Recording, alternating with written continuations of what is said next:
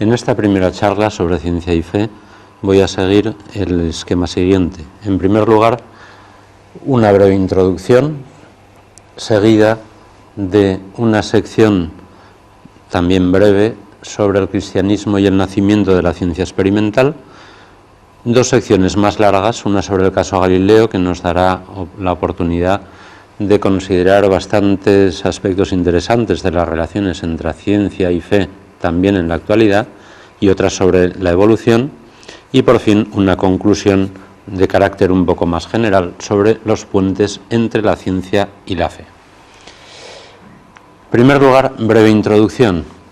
Vivimos sin duda en una cultura científica. La ciencia ocupa un lugar muy importante en la cultura actual y por tanto también en la nueva evangelización. Y en este contexto se plantean con frecuencia cuáles son las relaciones entre la ciencia y la fe, y especialmente entre la fe cristiana, porque la ciencia moderna nació y se ha desarrollado en la Europa occidental cristiana. Y esto ya nos da pie para adentrarnos en primer tema específico: nacimiento y el progreso de la ciencia experimental y su relación con el cristianismo. Según la interpretación positivista, que todavía está ampliamente difundida, la religión en general y el cristianismo en particular habrían supuesto una dificultad para el nacimiento de la ciencia experimental. Sin embargo, la realidad no coincide con esta apreciación. El cristianismo, de hecho, ejerció una función positiva en el nacimiento de la ciencia experimental en el siglo XVII. Uno de los factores que hay que tener en cuenta para valorar este problema es que muchos textos que sirvieron de base para el nacimiento de la ciencia experimental en los siglos XVI y XVII eran manuscritos que estaban conservados en París, en Oxford, en otros lugares de Europa, y que con el advenimiento de la imprenta y luego con el progreso de las nuevas ideas, todo esto quedó sepultado en el olvido. A principios de siglo, un importante físico francés, Pierre Diem, llevó a cabo muchas investigaciones en archivos de París, descubrió muchos manuscritos y acabó publicando una obra en 10 tomos, El sistema del mundo, en la cual examina la historia de las doctrinas cosmológicas desde Platón hasta Copérnico, o sea, hasta solo el comienzo de la ciencia moderna. 10 tomos gruesos, llenos de documentación, donde se avala que había ya una tradición de siglos en la Edad Media, que empalma con el Renacimiento, y que sirve de base para el nacimiento de la ciencia experimental de modo sistemático en el siglo XVII. Este nacimiento tuvo lugar una sola vez en la historia y en circunstancias muy específicas. Una Europa cristiana. Se ha llegado a hablar de una matriz cultural cristiana que ejerció un influjo notable en el nacimiento de la nueva ciencia, porque subrayaba la existencia de un Dios personal creador, autor de un mundo racional y ordenado, y que ha creado a la persona humana a su imagen y semejanza, con la posibilidad y el mandato de conocer y dominar ese mundo. Muchos estudiosos se han preguntado por qué la ciencia no se desarrolló antes y en otras civilizaciones de la antigüedad, grandes culturas, en China, en Persia, en la India, en Egipto, en Grecia, en Roma, aunque en esas culturas existiesen a veces notables progresos técnicos. Yo diría que en primer lugar la ciencia experimental moderna es muy difícil y no se desarrolló hasta que no se acertó con una combinación que es muy sofisticada, nada trivial, una combinación adecuada de matemática y experimentación. Pero además existieron otros factores. Muchos autores, muchos estudiosos actuales, incluso no cristianos, afirman que era difícil el desarrollo de esa ciencia en culturas dominadas por la idolatría, por dioses caprichosos o por el panteísmo. Y de hecho los pioneros de la ciencia experimental moderna, como Kepler, Galileo, Newton, Boyle y otros, compartían las creencias básicas cristianas acerca de la creación y el gobierno divino del mundo, y consta, incluso por sus declaraciones propias, en algunos casos, que esas creencias fueron un factor importante para buscar leyes científicas que se encuentran mucho más allá de los fenómenos observables. Por supuesto, los científicos son personas como los demás y sus convicciones religiosas suelen incluir un gran abanico de posibilidades, como sucede con otros colectivos de personas. Simplemente pretendo subrayar que, en contra de la interpretación positivista que asocia el progreso científico con el declive de la religión, el nacimiento de la ciencia moderna fue favorecido por la matriz cultural cristiana de la Europa occidental, y el progreso científico durante el siglo XVII y gran parte del siglo XVIII fue interpretado como un nuevo argumento a favor de la existencia de un Dios creador y providente, autor del orden natural cuyos detalles manifiesta la ciencia. La presunta oposición entre ciencia y fe solo surgió a partir de la segunda mitad del siglo XVIII, y se trataba más bien de doctrinas filosóficas como el positivismo, el materialismo, el marxismo, que se presentaban como si fueran consecuencia de la ciencia experimental, pero en realidad no lo eran. Desde luego, estas ideas pueden chocar con el cliché que se apoya en el caso Galileo y que sigue afirmando la oposición desde el principio, desde el nacimiento mismo de la ciencia experimental, entre esta ciencia y la fe. Y por eso es interesante examinar el caso Galileo también con sus repercusiones actuales. En un discurso del 10 de noviembre de 1979 a la Academia Pontificia de Ciencias, el Papa Juan Pablo II se refirió a las ventajas mutuas de una colaboración entre la ciencia y la fe, respetando la autonomía propia de una y otra, y en ese contexto se refirió al caso Galileo. Recordó que el Concilio Vaticano II, en la Constitución Gaudium et Spes número 36, lamentó algunas actitudes que se dieron en el pasado entre los cristianos por no respetar suficientemente la legítima autonomía de la ciencia. Actitudes que han conducido, decía, a muchos a pensar que ciencia y fe se oponen. Este texto conciliar alude en nota de pie de página a Galileo. A continuación, Juan Pablo II añadió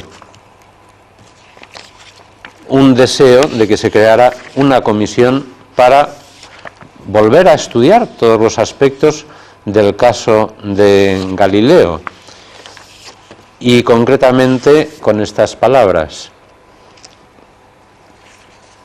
para ir más allá de esta toma de posición del concilio, deseo que teólogos, científicos e historiadores, animados por un espíritu de sincera colaboración, profundicen en el examen del caso Galileo y, reconociendo lealmente las equivocaciones, vengan de donde vengan, hagan desaparecer las desconfianzas que este caso opone todavía en muchos espíritus a una concordia fructuosa entre ciencia y fe, entre Iglesia y mundo. Doy todo mi apoyo a esta tarea que podrá honrar la verdad de la fe y de la ciencia y abrir la puerta a futuras colaboraciones. Para materializar este deseo del Papa, el 3 de julio de 1981 se creó una comisión de estudio que trabajó durante más de 11 años.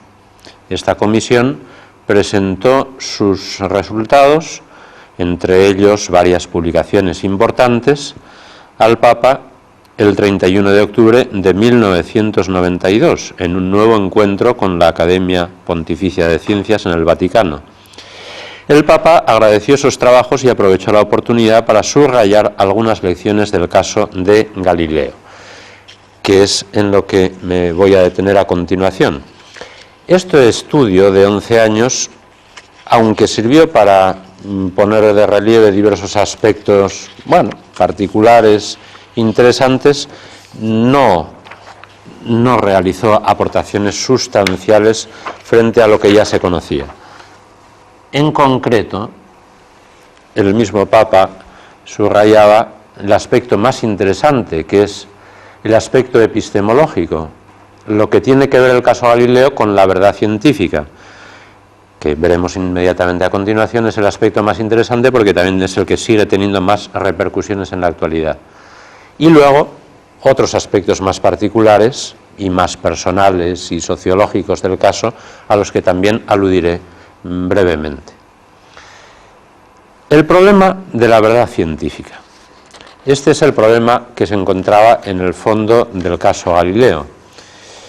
De hecho, en 1616, por encargo de la Santa Sede, el cardenal Bellarmino dijo a Galileo que se abstuviera de enseñar el heliocentrismo, la doctrina de Copérnico, según la cual el Sol está quieto y en el centro del universo y la Tierra se mueve alrededor del Sol, como si fuera una verdad real, y que en todo caso no había ningún inconveniente en que sostuviera esta teoría como una hipótesis matemática que permite explicar los fenómenos y preverlos. Y Galileo se manifestó de acuerdo. Pero en 1632, 16 años después, cuando había sido nombrado Papa un antiguo amigo suyo, él sabía que era más bien partidario de sus opiniones, publicó una de sus obras más importantes, el diálogo entre los dos grandes sistemas del mundo, el copernicano, heliocentrismo, y el tolemaico, antiguo, geocentrismo.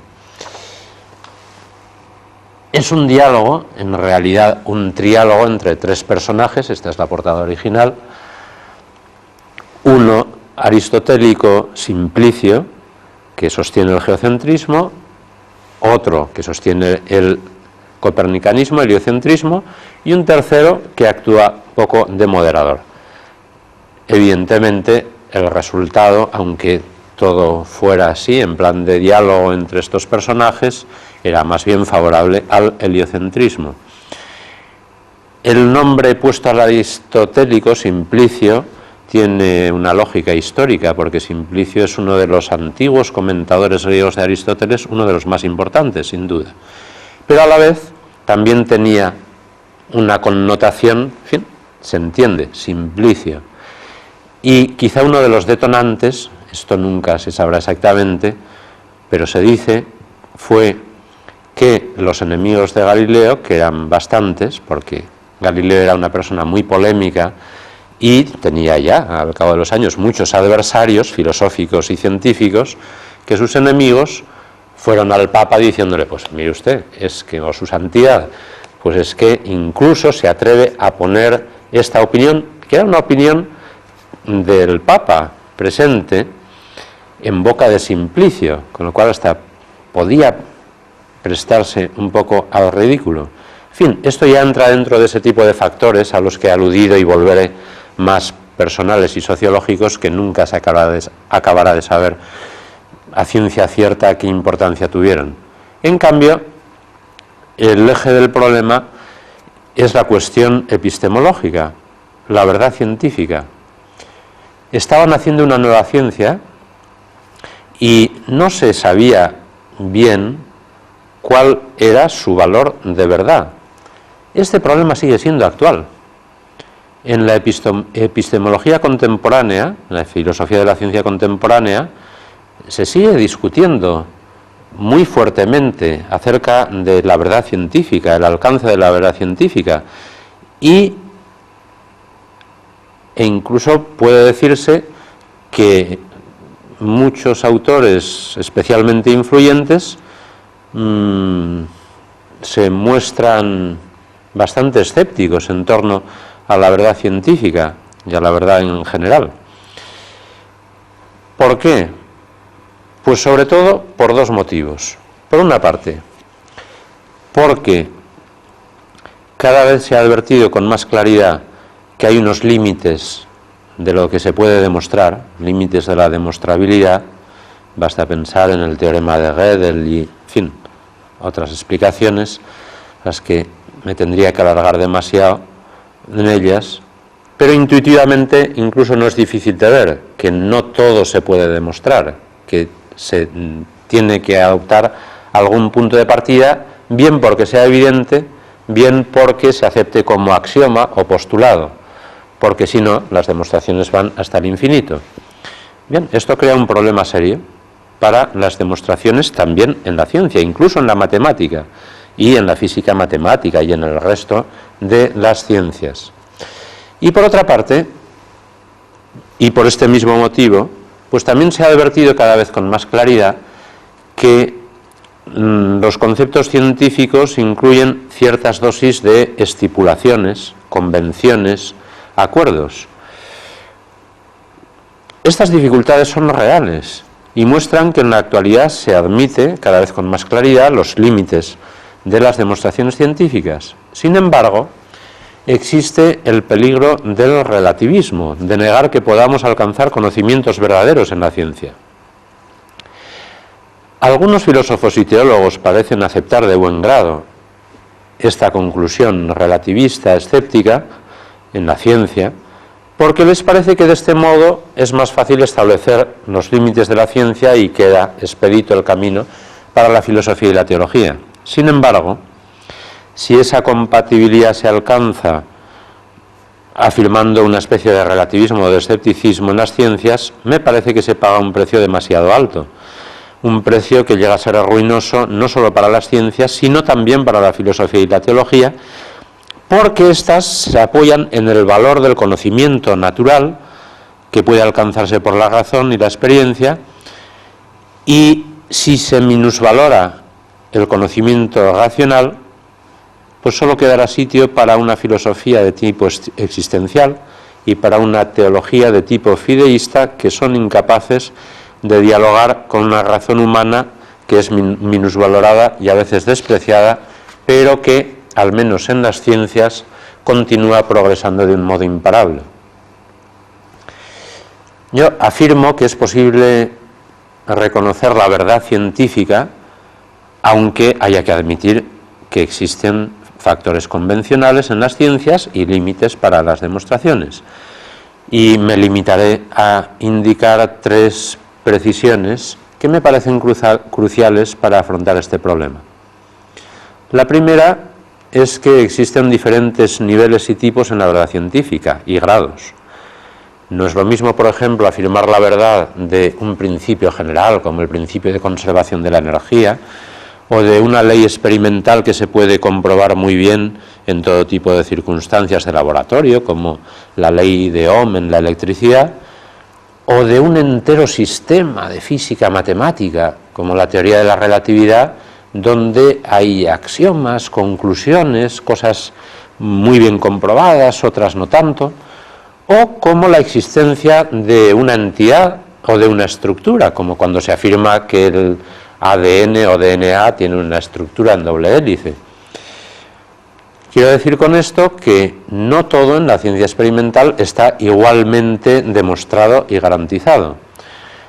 En bastantes casos es posible llegar a conclusiones ciertas, mientras que en otros casos no lo es tanto. Diferentes niveles y tipos en la verdad científica. En segundo lugar, un conocimiento puede ser parcial siendo a la vez verdadero y cierto. Por ejemplo, podemos afirmar con completa certeza que, por poner un ejemplo de la vida ordinaria, en el Mundial de Fútbol de Brasil en 1950, la selección nacional española venció a la inglesa por 1-0, gol famoso. Podemos discutir acerca de muchísimas circunstancias, interpretaciones ya más particulares, pero que aquel hecho tuvo lugar y que aquel partido tuvo ese resultado, es un hecho.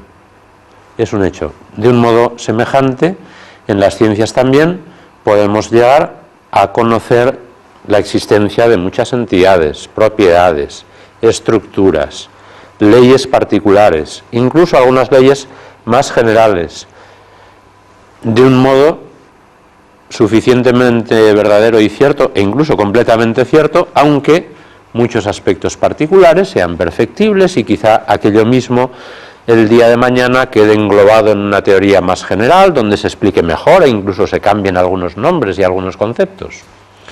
El conocimiento puede ser parcial, siendo a la vez verdadero y cierto. Y en tercer lugar, existen criterios para conocer la verdad. En las ciencias, en concreto, la capacidad explicativa y predictiva, la precisión de las explicaciones y de las predicciones, el apoyo mutuo entre diferentes conocimientos y la variedad de pruebas independientes. Todo esto se podría comentar muchísimo más despacio, pero lo que afirmo es que si en un caso particular, y esto de hecho sucede, se dan todas estas condiciones, entonces hay garantías suficientes para afirmar la verdad de esos conocimientos, aunque sean contextuales, perfectibles y quizá, como decía, el día de mañana se puedan englobar en alguna explicación más profunda, mejor o más comprensiva. Estas precisiones tienen gran importancia para clarificar los debates contemporáneos que afectan a las relaciones entre ciencia y fe.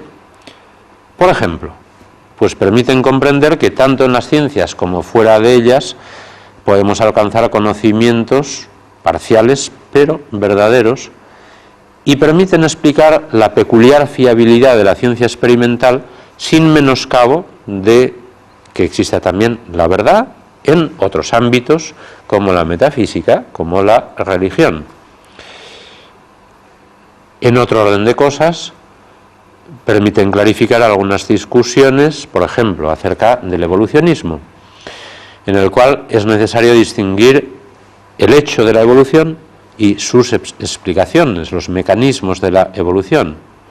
Hoy día existe una unanimidad bastante amplia entre científicos, filósofos y teólogos en afirmar el hecho de modo global, aunque se discute mucho acerca de muchísimos detalles particulares, mecanismos, explicaciones y, más aún todavía, sobre su significado. Bien, todo esto acerca de la verdad científica. Volviendo al caso de Galileo, para comentar algunos de los otros aspectos, podemos decir que en el plano teológico Galileo tenía razón al afirmar que no había contradicción entre la Biblia, entre la fe cristiana y el heliocentrismo. Volvemos al esquema: teología y Sagrada Escritura. No había oposición. Por tanto, el Tribunal de la Inquisición, que juzgó a Galileo y le condenó en 1633, se equivocó. Y hay que decirlo muy claro. Es así.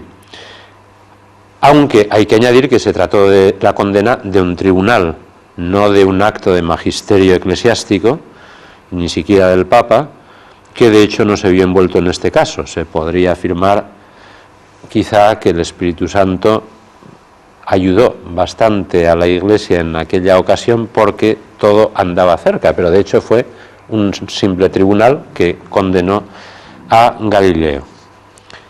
Esto además se podía afirmar, más la compatibilidad entre el heliocentrismo y la Sagrada Escritura, de acuerdo con toda la tradición patrística y las interpretaciones ya antiguas, y Galileo lo había hecho notar en su famosa carta a la duquesa Cristina, ayudado por sus amigos teólogos, y lo cual hace pensar claramente que en la condena intervinieron otro tipo de factores.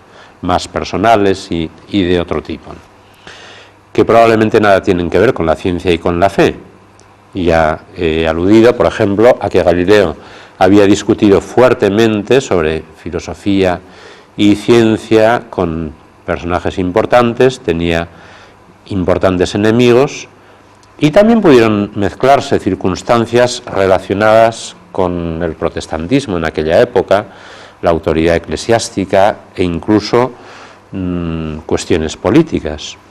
Hay libros enteros sobre estas cuestiones, aunque es imposible afirmar a ciencia cierta la importancia decisiva de ninguno de estos factores en concreto.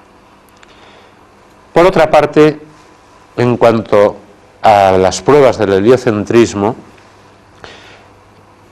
Galileo no disponía de pruebas científicas suficientes. Esas pruebas solo se tuvieron unos 200 años después. Por tanto, los eclesiásticos de la época tenían razón al considerar la nueva teoría como algo que en aquel momento no estaba demostrado. Otra cosa es que eso no fuera motivo para la condena, pero en este aspecto epistemológico muy importante tenían razón. Por otra parte, las consecuencias del proceso, Galileo no sufrió tormento ni prisión ni fue ejecutado, fue condenado a prisión, pero en vista de sus buenas disposiciones, abjuró, la pena fue inmediatamente conmutada, no llegó a estar en prisión, fue inmediatamente conmutada por el confinamiento en su domicilio, que era una villa en las afueras de Florencia, donde siguió viviendo y trabajando durante largos años y publicó su obra principal después del proceso. Muchos todavía piensan que Galileo fue ejecutado. Cuando hablo del caso de Galileo, cosa que sucede con frecuencia, siempre recuerdo estos detalles porque con frecuencia hay oyentes que piensan que Galileo fue torturado, que fue condenado a muerte, que fue ejecutado. En una ocasión, un oyente de este tipo era un sacerdote que trabajaba en su tesis doctoral en una universidad pontificia de Roma. Estábamos allí en Roma, donde yo había ido para dar un curso de doctoral, y este sacerdote vino luego de la clase indignado y me dijo: pero ¿cómo es posible que yo, sacerdote católico, que está trabajando en un doctorado eclesiástico y en Roma, me entere hoy de que Galileo no fue ejecutado? Y continuó añadiendo lo siguiente, esto era un sábado, y me dijo: el domingo pasado, otro sacerdote que vive en mi residencia fue a visitar el Quirinal, antiguo Palacio de los Papas, y nos contó que la guía oficial en un determinado momento les señaló un balcón y les dijo: ese es el balcón donde salió el Papa e hizo este gesto con la mano para condenar a muerte a Galileo. Esto hace muy poco tiempo.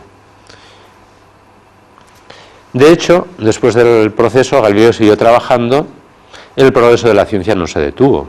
Muchos otros siguieron trabajando también, Newton vino enseguida y acabó de despegar definitivamente la física matemática, y Galileo murió tal como escribió su discípulo Viviani, que permaneció junto a él los últimos 30 meses de su vida de Galileo.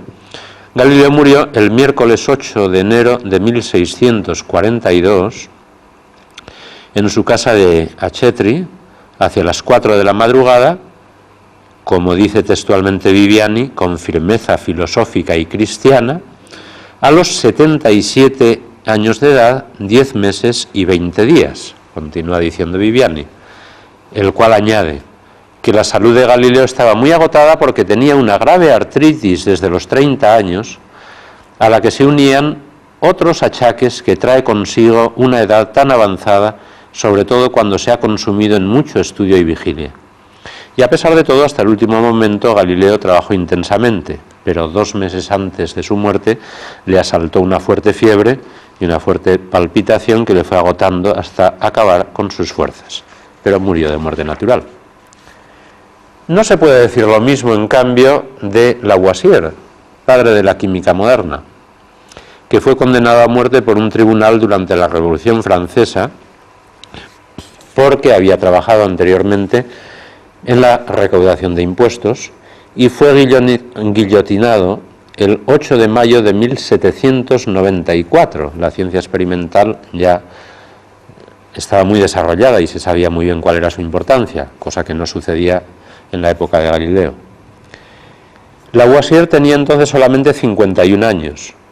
Se cuenta que el tribunal fue advertido acerca de la categoría científica de Lavoisier y que el presidente del tribunal pronunció una frase famosa: la República no necesita sabios. Al día siguiente de la ejecución de Lavoisier, Joseph Louis Lagrange, célebre científico, los físicos le conocen, dijo: ha bastado un instante para segar su cabeza, habrán de pasar 100 años antes de que nazca otra igual. Mi alusión a Lavoisier no tiene nada que ver con opiniones políticas, simplemente me llama la atención que se siga dando tanta importancia al caso Galileo, que se suele exagerar y desfigurar, y que de hecho no influyó negativamente en el progreso científico, y en cambio mucha gente ni siquiera haya oído nada acerca del caso de Lavoisier, que sí que influyó en el desarrollo de la ciencia seriamente. Paso ahora a comentar algunos aspectos del evolucionismo. El nuevo desafío que en el siglo XIX planteó la ciencia a la teología. De nuevo, en este caso, el desafío no era propiamente científico. La presunta oposición entre ciencia y fe no provenía de la ciencia o de las teorías científicas sobre la evolución, provenía más bien de interpretaciones filosóficas de tipo materialista, pero que van más allá de lo que permite afirmar la ciencia, sobre todo cuando niegan la creación del universo o la espiritualidad humana, cosas que caen fuera del ámbito de la ciencia experimental. Y de hecho el magisterio de la Iglesia no ha planteado objeciones a las teorías científicas acerca de la evolución, ni siquiera cuando llevan a estudiar el posible origen del cuerpo humano a partir de otros vivientes. En este sentido, el texto básico sigue siendo la encíclica Humani Generis de Pío XII de 1950, donde dice lo siguiente: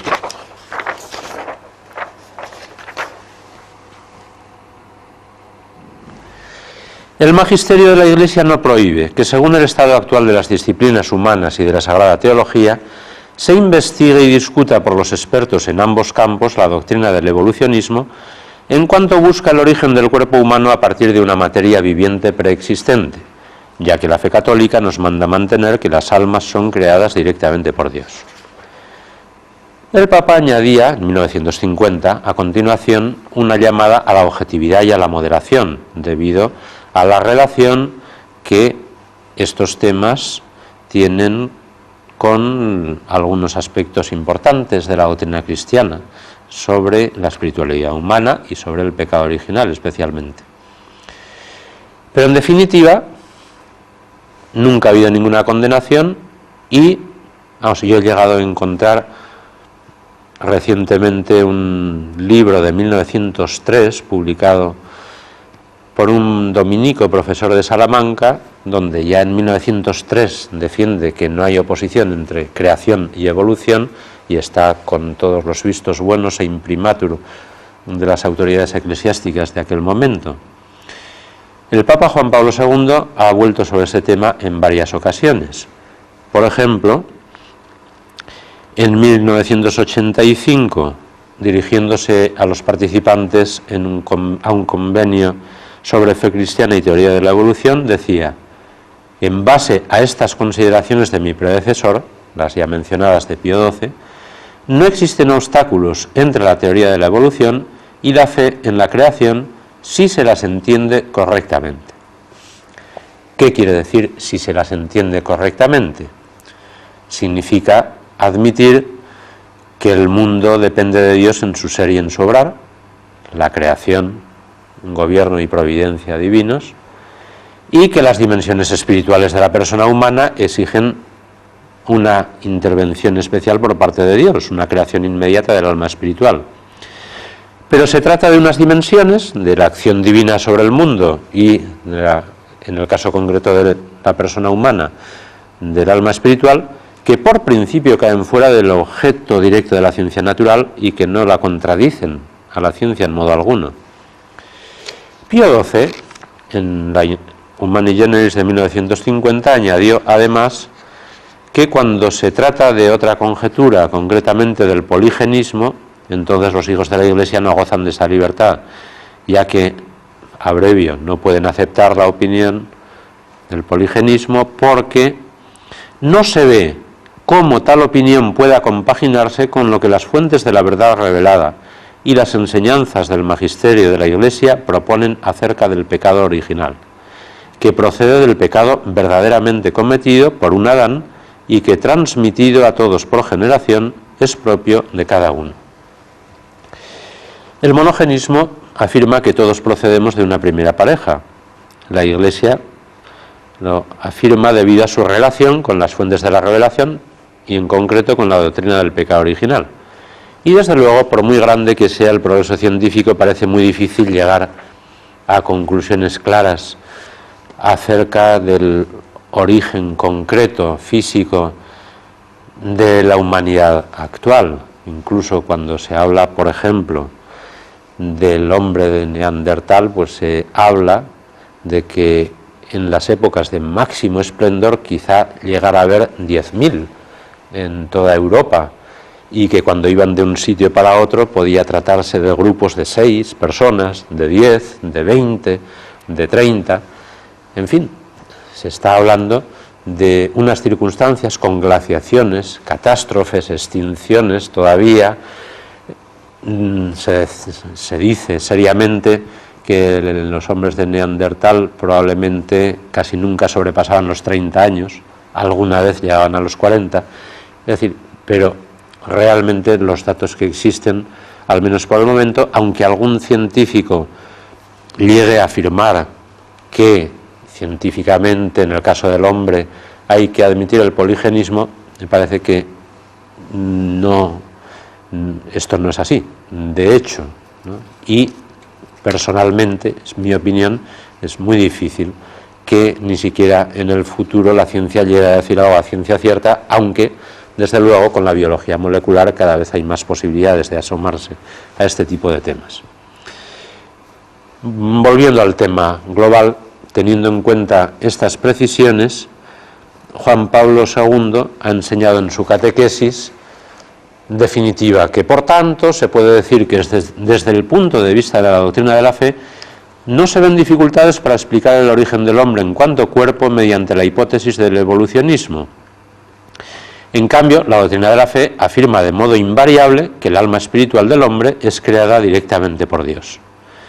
O sea, es posible, según la hipótesis mencionada, que el cuerpo humano, siguiendo el orden impreso por el Creador en las energías de la vida, haya sido preparado gradualmente en las formas de seres vivientes antecedentes, pero el alma humana, de la cual depende en definitiva la humanidad del hombre, siendo espiritual, no puede haber emergido de la materia. Es un texto de 1986. Y por fin, otro tipo de consideración. 1985, en el mismo simposio citado anteriormente, decía el Papa: la evolución presupone la creación, y la creación se presenta a la luz de la evolución como un suceso que se extiende en el tiempo, como una creación continuada, en la cual Dios se hace visible ante los ojos del creyente como creador del cielo y de la tierra. Esta última consideración nos invita a una reflexión más amplia que se extiende a la evolución cosmológica, porque efectivamente a partir de la década de 1920 la perspectiva evolucionista se ha extendido a todo el universo. En esa década se llegó a probar de un modo bastante claro que el universo que conocemos está en expansión y se empezó a pensar qué sucedería yendo atrás en el tiempo. Y de hecho se llegó a proponer en 1927 que, claro, que llegaría un momento en el cual toda la materia y la energía del universo estarían como concentradas en un átomo primitivo, así lo bautizó la primera persona que propuso esta hipótesis, que luego más tarde se continuó desarrollando y se suele llamar ahora la teoría del Big Bang o de la gran explosión. Pero es interesante, es significativo hacer notar que esa primera persona que propuso esta teoría fue Georges Lemaitre, sacerdote y astrónomo católico belga, que desde el principio fue las dos cosas. Él sintió que su vocación era aquella, lo habló con las autoridades competentes, le dijeron que sí, y desde el principio fue haciendo los estudios de física y sacerdotales, y siempre se dedicó también profesionalmente, además de sacerdote, a la astronomía. Trabajó con los astrónomos más importantes de la época en Inglaterra y en Estados Unidos, y en 1927, en un artículo, publicó esta hipótesis, que al principio tardó en que se reconociera. Por ejemplo, fue a ver a Einstein, y a Einstein no le hacía ninguna gracia, porque Einstein era más bien partidario, aunque esta teoría se basa en la relatividad general de Einstein. Sin embargo, no le hacía gracia porque Einstein tenía una profunda religiosidad, pero de tipo más o menos panteísta, y era más bien partidario de un universo de tipo estacionario. Y con todo esto también le parecía que aquella persona era un sacerdote católico que quería hacer un poco de apologética aprovechando la ciencia. Sin embargo, más tarde tuvo que reconocer que la teoría era importante, y lo reconoció abiertamente, y en general la comunidad científica, y actualmente es el modelo sobre el que suelen trabajar los físicos, lo cual no quiere decir tampoco, aunque cuenta con importantes datos a su favor, que sea absolutamente cierta definitivamente.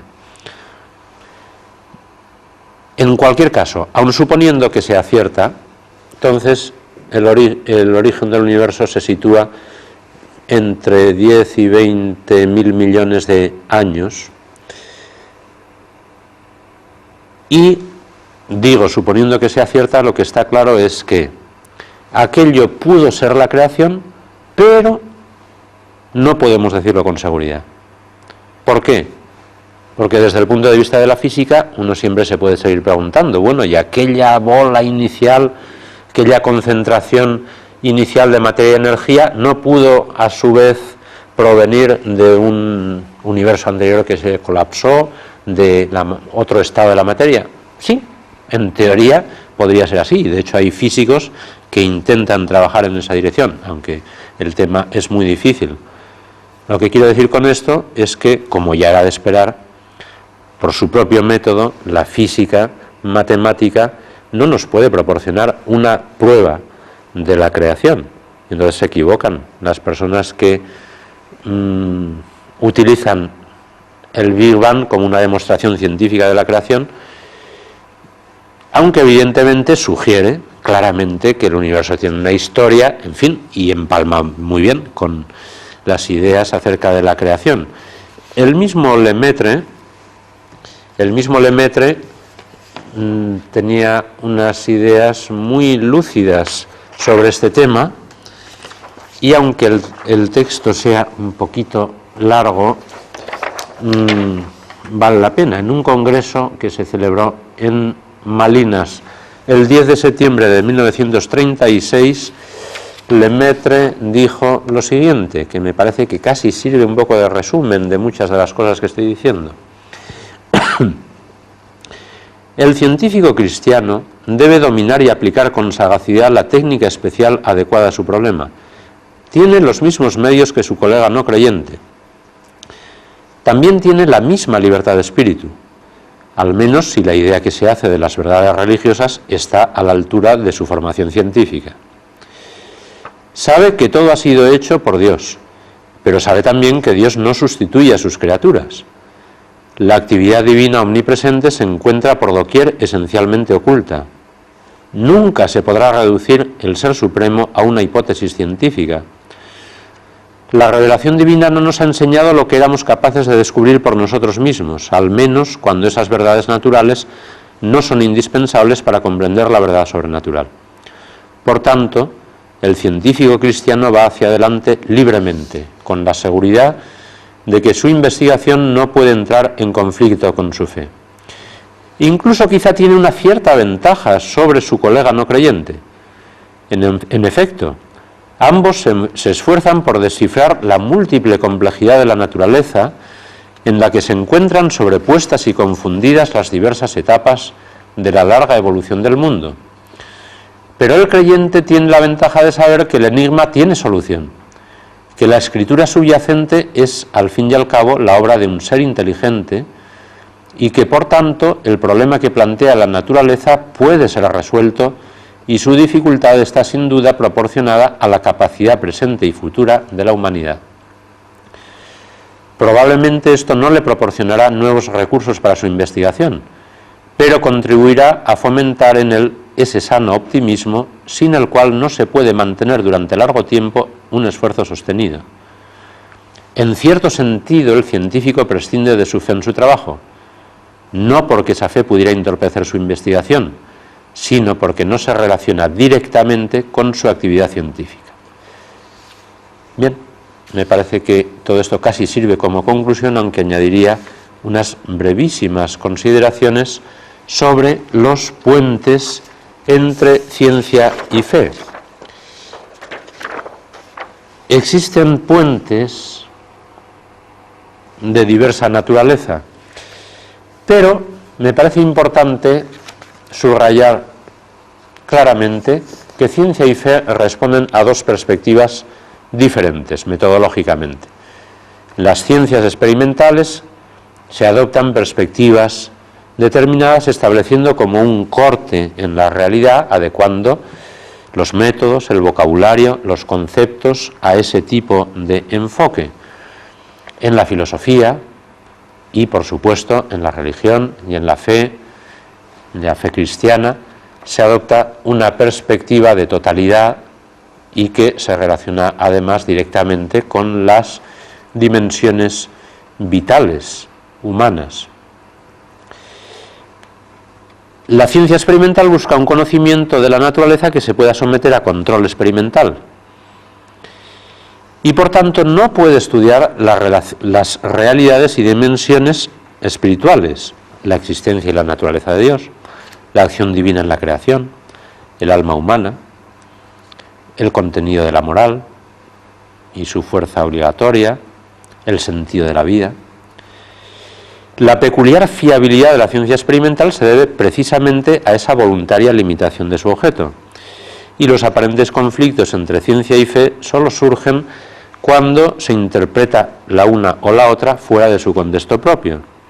La ciencia experimental por sí sola no lleva a Dios ni aparta de él. Ahora, con frecuencia se habla de cuestiones fronterizas.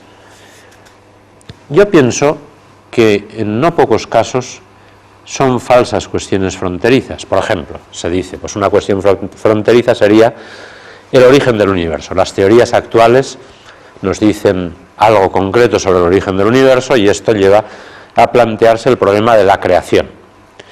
Sí, pero son dos temas heterogéneos, como ya he subrayado anteriormente, no me voy a detener más. El problema metafísico y religioso de la creación es que todo lo que existe viene de Dios, depende completamente en su ser de Dios, tiene su origen a partir de Dios y eso no va a ser nunca objeto de la ciencia experimental. Cuando se dice que las cuestiones fronterizas son problemas que se plantean dentro de la ciencia pero que no se pueden resolver dentro de la misma ciencia, se habla, me parece, de un modo un poco impropio. Más bien lo que sucede es que el científico, o quien sea, a propósito de un problema científico, se plantea otro, metafísico o religioso, que se encuentra asociado con el problema científico, pero que es de naturaleza diferente y que debe abordarse adoptando una perspectiva diferente.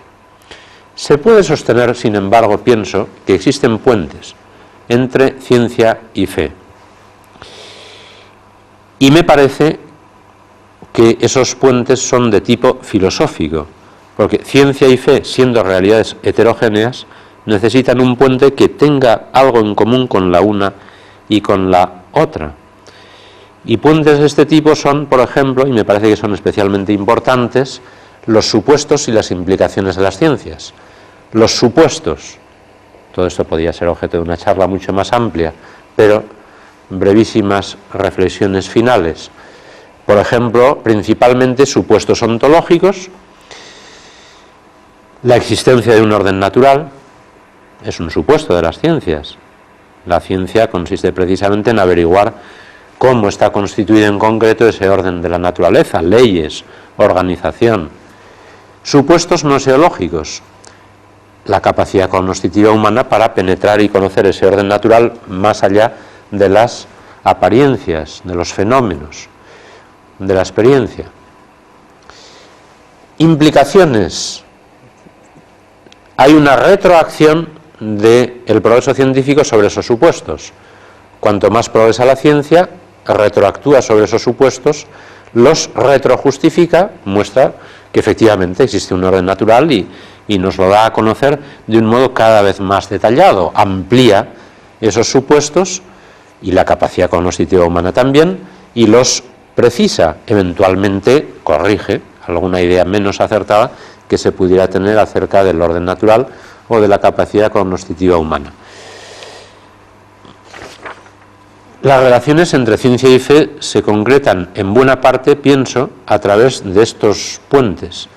En relación con el orden natural se plantean problemas sobre la racionalidad de la naturaleza, la cooperatividad de sus componentes y las explicaciones de una y de otra, de la racionalidad y de la cooperatividad, lo cual lleva a preguntarse sobre la existencia de un plan superior del gobierno divino de la naturaleza.